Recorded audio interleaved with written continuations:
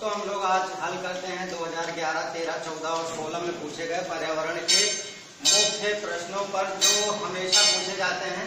उनमें से पहला क्वेश्चन है, मृत जंतुओं पर जीवन निर्वाह करने वाले प्राणियों को कहा जाता है?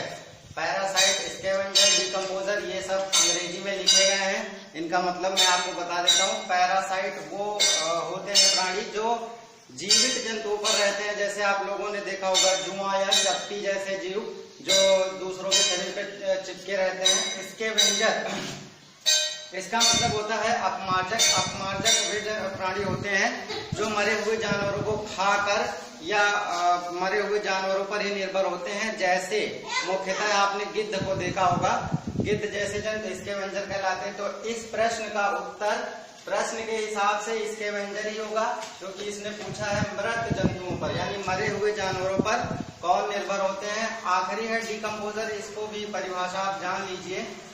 डिकम्पोजर मेनली मिट्टी से जुड़े होते हैं प्राणी, जो जैसे केचुआ हो गया और इस तरह की चीजें, तो ये होते हैं डिकम्पोजर। आपके प्रश्न का उत्तर है स्कैवेंजर। पर्यावरण संरक्षण अधिनियम किस वर्ष पारित हुआ? 1986 में। ये हमने पहले ही वीडियो में संपूर्ण तैयारी पर्यावरण भाग 1 में ही बताया है, वहां से आप पढ़ सकते हैं। किसी खाद्य श्रृंखला में शाकाहारी जीव होते हैं प्राथमिक उपभोक्ता। ये भी पहले ही वीडियो में बताया गया है। जब खाद्य श्रृंखला पढ़ाई गई थी उसमें पहले उत्पादक आते हैं, प्राथमिक उत्पादक, फिर प्राथमिक उपभोक्ता। प्राथमिक उत्पादक में पेड़ पौधे जितनी भी चीजें ये सारी आती हैं, जबकि प्राथमिक उपभोक्ता उनको खाने वाले जीव होते हैं, मेनली जो शाकाहारी होते हैं, जैसे हिरन और इस तरह की बकरी जैसे जीव। तो प्राथमिक उपभोक्ता हो गया। इसको भी आप वीडियो से देख सकते हैं पहले भाग से। पारिस्थितिक तंत्र के तत्वों को क्या कहा जाता है? जैव भू रासायनिक चक्र, बहुत ही महत्वपूर्ण है। ये आपको पर्यावरण के भाग 2 में मिल जाएगा प्रश्न, इसको भी आप याद कर लेना। पर्यावरण की परिभाषा क्या है?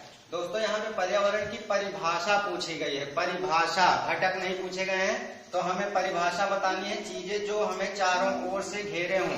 पर्यावरण भाग 1 में पहली ही परिभाषा हमने यही बताई थी, परिधन आवरण।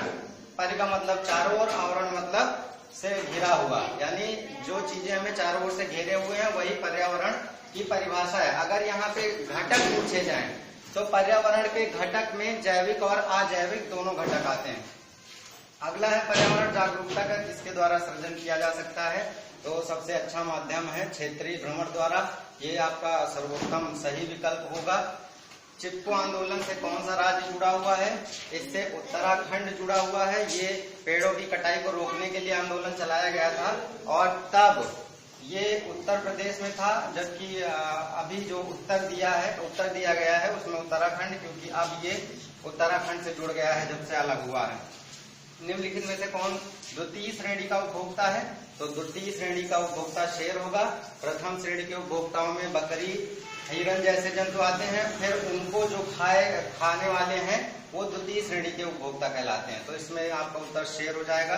पर्यावरण के लिए हानिकारक है प्लास्टिक, ये सबसे हानिकारक तत्व है। आपका इसका उत्तर लगा सकते हैं, क्योंकि ये नॉन बायोडिग्रेडेबल है, मतलब इसका विनाश नहीं होता है। जमीन में ये हजारों सालों तक ऐसे ही पड़ा रहता है, इस वजह से ये होगा। पारिस्थितिकी तंत्र का उदाहरण है तालाब। हमने पारिस्थितिकी तंत्र भाग 2 में आपको देखने को मिलेगा। भाग 2 में पारिस्थितिकी तंत्र की विस्तार पूर्वक परिभाषा बताई है, तो उसकी शर्तों को ये फॉलो करता है। उसके अंतर्गत जैविक और अजैविक घटकों के बीच में जहां अंतः क्रियाएं होती हैं उसे ही पारिस्थितिकी तंत्र कहते हैं। मेनली जैसे मछली हो गई जैविक, और उसमें जल हो गया अजैविक, फिर उन दोनों का आपस में जो संबंध है वो फिर तालाब हो जाएगा।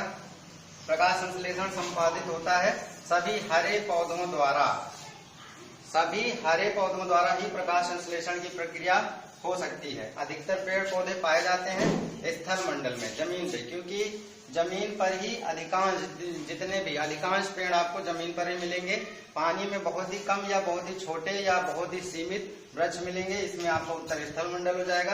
पेड़ पौधे प्रदूषण घटाते हैं क्योंकि वे अवशोषण करते हैं कार्बन डाइऑक्साइड का। आप लोगों को पता होगा कि पेड़ पौधे कार्बन डाइऑक्साइड का अवशोषण कर लेते हैं, यानी खींच लेते हैं अपनी तरफ, और फिर उससे हमारे लिए उपयोगी ऑक्सीजन गैस बनाते हैं। तो इसका उत्तर हो जाएगा कार्बन डाइऑक्साइड। विश्व पर्यावरण दिवस मनाया जाता है 5 जून को। ये भी आपको पर्यावरण भाग 1 में हमने प्रश्न लिखा था और उसमें इम्पोर्टेंट भी लिखा था, ये आ भी चुका है। हवा में उपस्थित ऑक्सीजन का प्रतिशत है 21%। ये भी आपको भाग 1 में हमने बताया था कि नाइट्रोजन 78% लगभग पाई जाती है और ऑक्सीजन पाया जाता है 21%। तो इतना आपको हमने सारे 2011, 13, 14 और 16 में पूछे गए प्रश्नों का हल बता दिया है। ज्यादा से ज्यादा लाइक करें, शेयर करें और सब्सक्राइब करना ना भूलें, क्योंकि आगे के वीडियोस आपको तभी मिलेंगे जब आप सब्सक्राइब कर लेंगे, तभी आपके पास मैसेज जाएगा।